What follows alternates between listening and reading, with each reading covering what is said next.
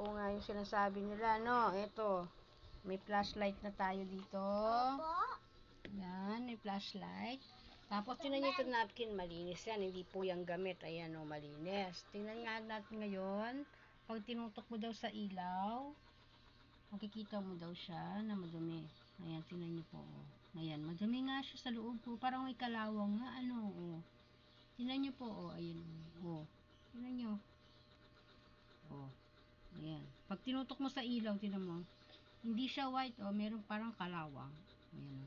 Yellow po yan, guys. Ayan, o. Yellow na po. Diba? Tingnan nyo mga. Try nyo na lang. Kayo mag-try. O. Opo, ganyan po yung...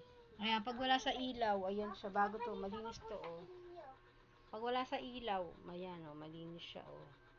Pag tingnan mo, tinan nyo, o, palapit natin ilapit sa ating flashlight.